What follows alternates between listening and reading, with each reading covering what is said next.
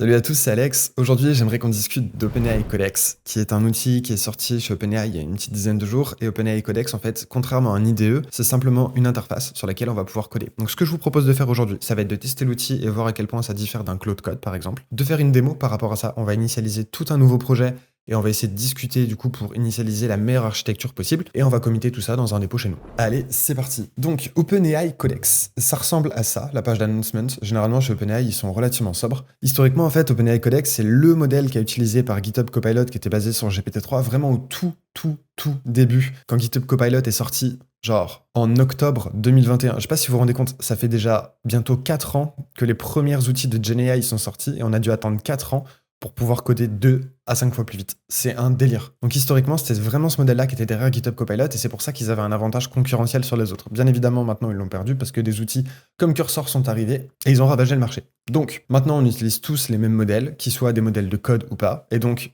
que ce soit GPT-4o, GPT-4.1, Claude 3.5, Claude 3.7, etc., on n'a plus de modèles spécifiquement dédiés sur du code parce qu'en fait, les LLM, ils sont devenus tellement smart que finalement, que ce soit du code ou que ce soit autre chose, a priori, on n'a pas besoin de les fine-tune sur la même entité. Donc, ce que je vous propose, ça va être d'installer tout ça et de jouer directement avec le modèle. Donc, je vous propose du coup de créer un nouveau répertoire codex. On va directement aller dedans et on va pouvoir installer du coup tout ce qu'il faut. Avant de commencer, parce que je sais que vous allez me poser la question, le terminal que vous voyez derrière qui commence à me pré-suggérer, comme vous pouvez le voir ici par exemple, code point pour l'ouvrir avec VS Code, c'est un terminal IA, il s'appelle Warp, je vous mettrai un lien dans la description. C'est un délire. Oh, et d'ailleurs, je vous mettrai un lien affilié, parce que si je vous mets un lien affilié, si jamais j'ai suffisamment de personnes, ils vont m'envoyer un t-shirt. Et en vrai, ça serait trop stylé d'avoir un t-shirt Warp, donc je compte sur vous. Ok, donc on a un petit disclaimer qui nous dit que c'est une technologie expérimentale et que du coup, ça peut faire exploser votre ordinateur. Non, je déconne, mais comme c'est maintenu par la community, il faut envoyer plein de good vibes et ça tombe bien, puisque dans l'AI Driven Dev, on est des gens hyper bienveillants. Donc, qu'est-ce qu'il faut faire? Il faut set une clé API OpenAI et on va aller faire ça tout de suite. Du coup, on va se connecter directement sur platform.openai.com, on se connecte au Playground et là, ce qu'on va faire, c'est qu'on va aller récupérer des clés API. Donc ce que je vous propose de faire, ça va être de se mettre dans le projet Alex, parce qu'a priori ça nous concerne, et d'aller récupérer des API keys ici. Donc on peut voir que du coup, il y en a pas mal. Et là, ce qu'on va faire, c'est qu'on va se créer une nouvelle clé API qu'on va appeler Codex. On va mettre ça dans Alex, parce que du coup, c'est un test à moi, et ça part. Donc voilà, j'ai exporté ma clé directement dans le logiciel, donc a priori, c'est accessible dans mes variables d'environnement. J'aurais pu le faire directement dans le zsh.rc, mais en fait, ce que j'ai pas envie de faire, c'est d'avoir une clé globale qui fonctionne pour à peu près tout. Ce que j'aime bien faire quand on fait ça, c'est d'avoir une clé séparée, comme ça, à la fin de la vidéo, je peux aller retourner dans le playground d'OpenAI et vous dire, ok, bah voilà, on a fait une vidéo, on a fait des trucs un peu sympas, devinez combien ça a coûté? Oh, ça a coûté $3. Je trouve ça plutôt cool, donc du coup, c'est pour ça que je sépare bien les clés. Maintenant, j'aurais aussi pu mettre ça et mettre ça dans un point env. Peut-être que quand le projet sera initialisé, c'est ce qu'on fera. Petit tips ici, vous pouvez utiliser un provider. Et les providers, généralement, moi, ce que je vous conseille de faire, c'est de passer par OpenRouter parce que vous avez une clé unique et vous envoyez tout et c'est plutôt cool. Il y a également Olama qui est disponible en provider, donc on aurait pu tout faire en local. Et mieux encore, on aurait pu faire ça sur Mistral. Ok, Mistral, je vais vraiment de plus en plus en parler pour la simple et bonne raison que je suis français, que j'aime les trucs français.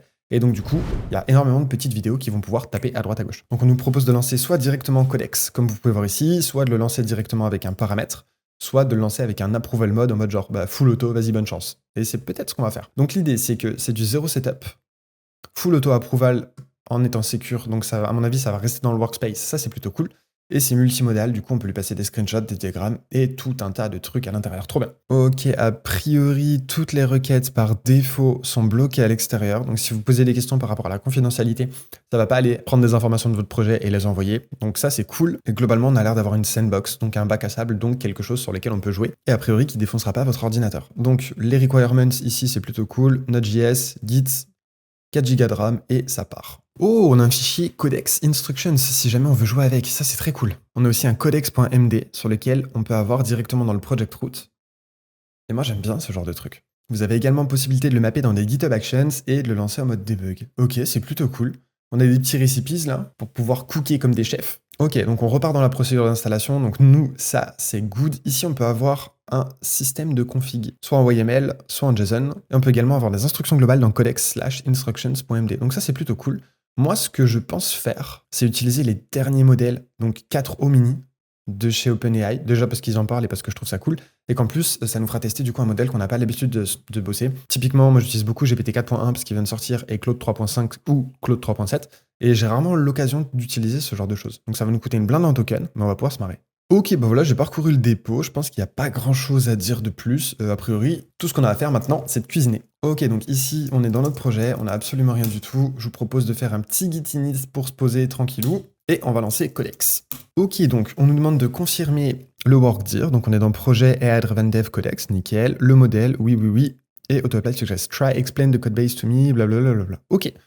Je vous propose de faire comme d'habitude, on va dicter le besoin. Donc voici le prompt que j'ai fait. J'aimerais avoir un maximum d'informations quant à la structure pour obtenir les meilleures informations possibles. Waouh, c'est un peu bizarre comme prompt. L'idée va être, dans un premier temps, simplement d'avoir une page sur le front-end, sur Next.js, qui va appeler l'API FastAPI dans un endpoint elf dans le but de vérifier que l'API fonctionne. Mais avant cela, il faut qu'on définisse ensemble l'architecture que tu me conseilles sur la meilleure manière de faire. Et je sais pas si j'ai pas dit davantage de trucs. Ah si, j'aimerais construire un monorepo avec sur le front-end un projet Next.js, avec la dernière version, sur le back-end un projet Python avec FastAPI. Ok, boum, ça part. Ce qui est cool, c'est que vous avez le temps de thinking tout en bas à gauche. Donc on va pouvoir voir à peu près combien de temps il prend à générer les choses. Et je nous ai mis directement le dashboard d'OpenAI avec filtré sur le projet Alex. Donc a priori, j'utilise pas d'autres clés API. Donc tout ce qui va se retrouver ici, ça va vraiment être le projet qu'on est en train de développer. Et j'espère que ça me coûtera pas 30 balles pour initialiser un pauvre projet en Next et en Python. Donc monorepo, tac tac tac, Docker Compose, orchestration, ok, front-end. Back-end. Ok, alors là, il faut savoir un truc. J'ai jamais bossé avec FastAPI. C'est juste un projet sur lequel on a décidé de partir dans l'A-Driven Dev puisqu'on va tous bosser sur un projet commun. Donc c'est un vrai truc qu'on va derrière utiliser, donc j'ai pas intérêt de me louper. Je vais laisser simplement l'agent décider pour moi, mais derrière, je veux m'assurer du coup qu'on est sur la bonne configuration.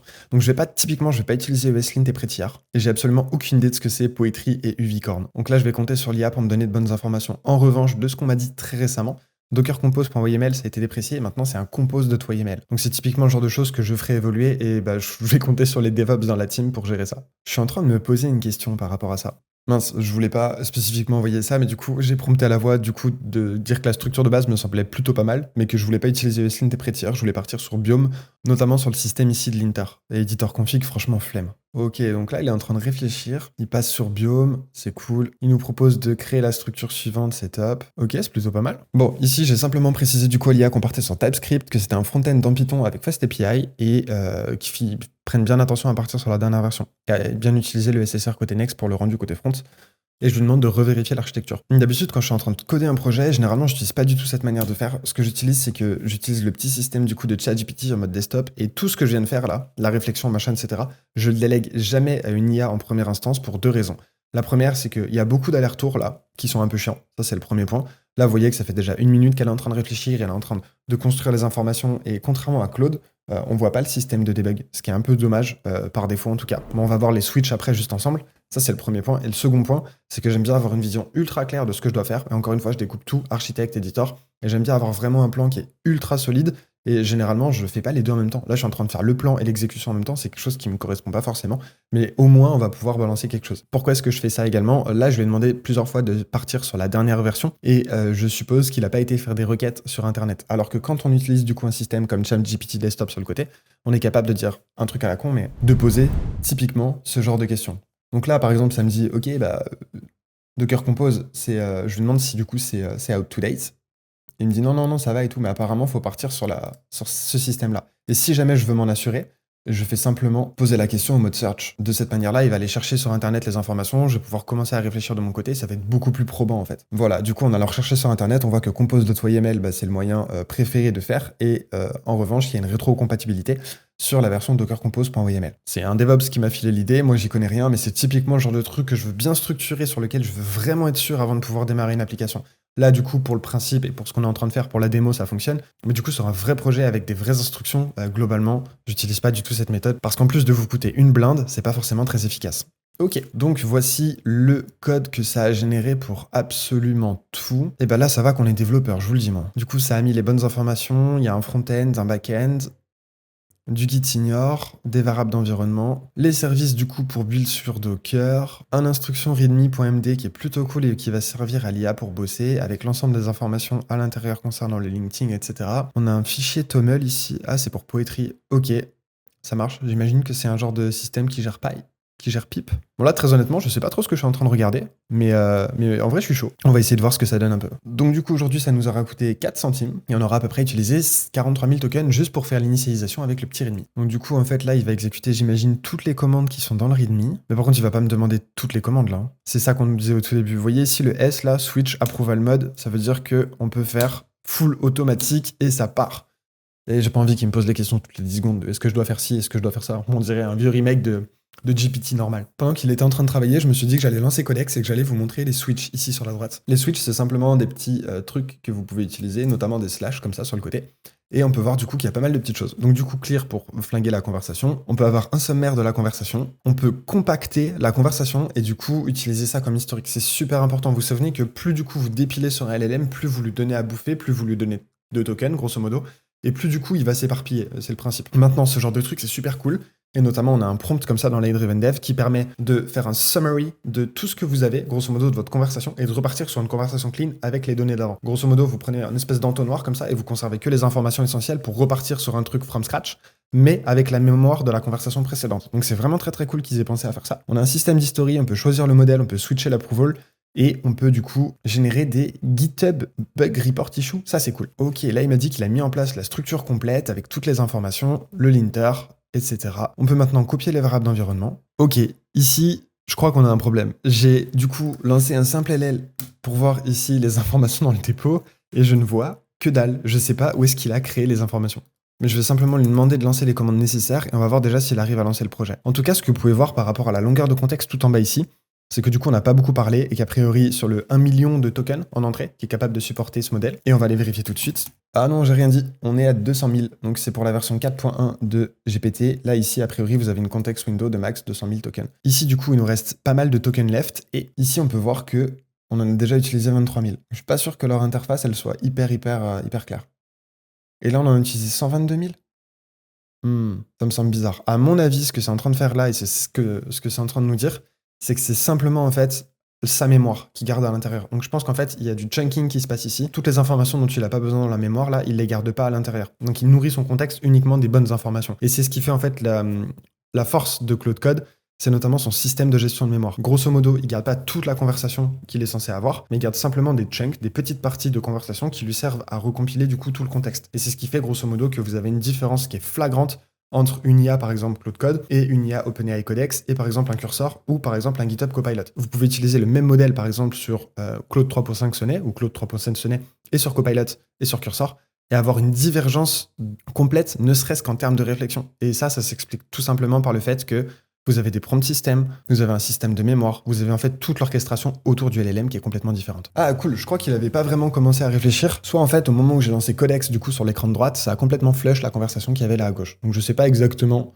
si c'est ça ou pas, mais on peut voir que c'est en train de lancer tout un tas d'informations. Ce que j'aime pas en revanche, c'est qu'on est sur vraiment une vieille version de Next.js sur les enregistrements, ça utilise un get server side props, pardon. Ici on peut voir que du coup on est sur un Node 18 alors que il recommande la version Node 22, ne serait-ce que sur le dépôt principal. Et même là, du coup, sur la dernière version LTS. Donc, globalement, encore une fois, on a un problème sur les LLM, c'est qu'ils ont des versions antérieures. On en a déjà parlé 1000 fois, donc je vais pas vous refaire un laïus là-dessus, sachant qu'il y a un milliard de techniques pour contourner ça. La première étant que la prochaine fois, et d'ailleurs, c'est là-dessus que je vais partir pour initialiser mon projet, faut vraiment partir sur un système qui est 100% à jour. Une fois que vous avez un plan qui est vraiment à jour, là, vous allez le donner au LLM pour qu'il puisse commencer à jouer avec. Ok, il est en train de jouer, donc ça va bientôt faire 3 minutes qu'il est en train de faire ses bails. Et je trouve ça vraiment cool qu'ils affichent le temps qui est en train de se passer.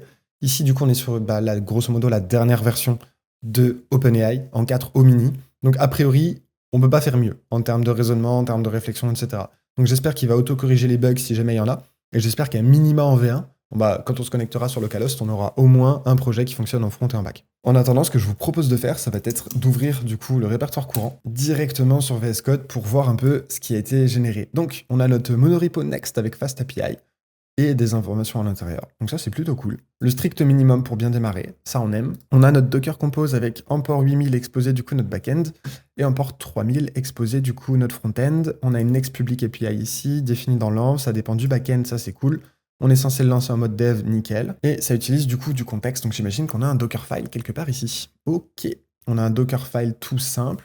Pour comparer, on va simplement aller voir du côté de Next.js. À mon avis, s'ils sont pas trop nazes, ils doivent avoir un petit morceau de documentation quelque part qui explique comment on peut déployer sur Docker relativement simplement. Putain, j'aurais bien aimé qu'on ait un Dockerfile, peut-être. Ah, guide creating a Dockerfile, trop bien. Ouais, effectivement, on est obligé de passer sur un template. Et ouais, je m'en doutais. En fait, typiquement ici, sur ce genre de choses, on utilise l'approuter, bien évidemment. Le but, c'est d'aller dans Installation ici. Cette page-là, vous la donnez directement à un LLM de choix, comme par exemple un bon vieux GPT-4o, vous lui dites de manger la page, il va récupérer du coup un vrai README avec des informations à l'intérieur, et du coup, il va pouvoir faire tout ça, et vous balancer une application qui est déjà à jour, qui est déjà propre, avec un template Next qui est nickel, sur lequel vous allez pouvoir commencer à jouer. On délègue surtout pas la création de l'architecture et tout ce qui s'ensuit à un LLM. Ok, il a tenté d'exécuter l'intégralité des étapes en automatique, voici le retour. Le CP, ça s'est bien passé, ça c'est important. Copier-coller, c'est facile. On a notre Docker Compose en mode build, la commande détecte bien le Docker Compose, mais ne peut se connecter au daemon Docker. Évidemment, peut-être Corp Stack est pas lancé ou que du coup j'ai des informations à kill. Ok. Donc il n'a pas réussi à lancer le système de Docker, mais ça c'est pas très grave. Si vous voulez tester en local, installez Poetry si vous ne l'avez pas. Et du coup, on peut lancer Poetry Run. Donc en fait, c'est un orchestrateur. Ok, ça marche. On fait Poetry install et on lance ça. Ok. Donc moi, ce que je vais plutôt faire, c'est utiliser le système Poetry directement avec Brew sur macOS, parce que j'aime pas installer des éléments avec curl. Je trouve ça un peu bizarre. Je préfère passer sur les dépôts directement avec le système de packaging. Tac. Et du coup, ça sera à mon avis beaucoup plus facile. Ici, je suis censé lancer Poetry Install. Et à minima, j'arrive à récupérer la version, c'est cool. Donc je suis censé me rendre directement dans le back-end, faire Poetry Install. Ok, là, il me propose de partir. Il pense vraiment que je suis un naze. Hein. Parce que du coup, en fait, ce que vous avez vu là sur Warp, quand il met le petit emoji avec les étoiles, c'est qu'en fait, il vous propose de lancer les commandes quand vous savez pas trop lancer les commandes. Et apparemment, genre, je suis pas très bon pour ça. The current project could not be installed. No file finder, file from project. Ok. Wow, je suis pas trop sûr de savoir ce que je vais lancer là, mais on va tenter de lancer les commandes. Et ouais, backend port, je vois même pas comment il peut le lancer ici. On va voir du coup dans les variables d'environnement, mais j'ai même pas de point env. Ah, parce qu'il est censé le lancer directement avec Docker, j'imagine. Donc ici, on a dit que c'était le port 8000. Et du coup, ici, on a dit qu'on devait écouter sur localhost. Est-ce que c'est mieux, là? Ok, ça m'a l'air pas mal. Et côté front-end, on a dit, bah, a priori, c'est facile, npm install. Donc là, j'exécute simplement les commandes qui sont passées ici. Hein. On peut voir quand même qu'il y a un peu de modification à faire. S'il y a certaines personnes qui découvrent cette vidéo et qui veulent faire du vibe coding, à mon avis, vous allez avoir de mauvaises surprises. Ok, on écoute sur localhost 3000. A priori, on est bien. On teste. Else error. La loose. Bien évidemment, vu que c'est du SSR, on n'aura rien dans la console. Et de toute évidence, ici, ça se passe bien également. Je me doutais qu'on allait avoir ce problème. Maintenant, on est censé du coup exposer ici notre API, et c'est pas grave, on va débugger ensemble. Donc ici, sur le front-end, on est censé aller dans src pages index. Ok. Import React from React, blablabla. Next API public URL. Ok, bon bah voilà, déjà ça c'est pas bon. Le système d'env, du coup, il va forcément taper au mauvais endroit. Parce que je suis à peu près sûr que... Je connais pas Python, hein, mais du coup, qu'il y avait un espèce de préfixe avec un V1 pour pouvoir accéder au else ici. Ouais, API, v1, health.py. Ah non, ça écoute sur cette route-là. Ok, autant pour moi. Donc là, a priori, ça, c'est censé marcher. Ok.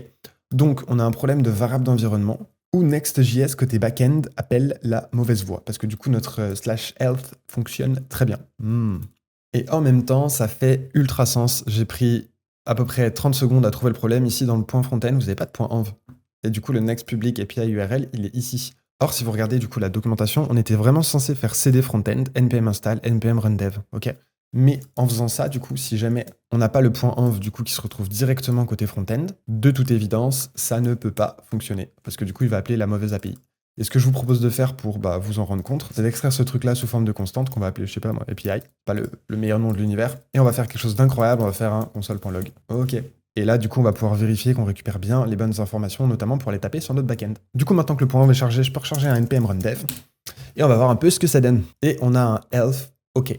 Bah voilà, nickel. On vient de finir notre initialisation avec, du coup, la version 4O mini. Bon, qu'est-ce que ça donne maintenant côté coût? Ça nous a coûté la maudite somme de 96 centimes. Ça nous a coûté $1 pour initialiser un projet dont les variables d'environnement ne fonctionnaient pas correctement. Qu'est-ce que j'en pense? J'en pense pas grand-chose. J'en pense pas grand-chose parce que le fait qu'on n'ait pas les dernières versions, c'est quand même un peu chiant. Je sais que c'est très compliqué de refaire du fine-tuning sur les modèles et d'avoir systématiquement les dernières versions, surtout que dans la tech, tout évolue super vite. Mais en fait, regardez de plus près, ça utilise les dernières dépendances directement sur Next. Donc là, a priori, j'ai regardé dans le package.json, on a une Next version 15.3, c'est juste qu'il utilisait l'app router, non pardon, le page router, il utilisait l'app router. Donc ça, c'est le modèle legacy. Et bah d'ailleurs, on va lui demander de faire une modification pour voir si ça fonctionne. Et ensuite, côté back-end, je connais pas du tout FastAPI, je sais même pas où aller chercher le système de dépendance. Donc là, on a un PyProject, je pense qu'on est bon. On est sur la version 3.11 de Python et sur la version de FastAPI 0.95. Donc ici, on va faire quelque chose qui est relativement simple. On va mettre ChatGPT en mode search, on va lui envoyer le tableau et on va lui demander de vérifier quelle est la dernière version pour chaque. En attendant, ce que je vous propose de faire, ça va être de mettre à jour du coup la version page ici de Next.js directement vers le app router. Ok, pour ceux qui n'ont pas fait de Next, j'aimerais bien vous montrer la différence d'architecture entre le page router et l'app router en 30 secondes.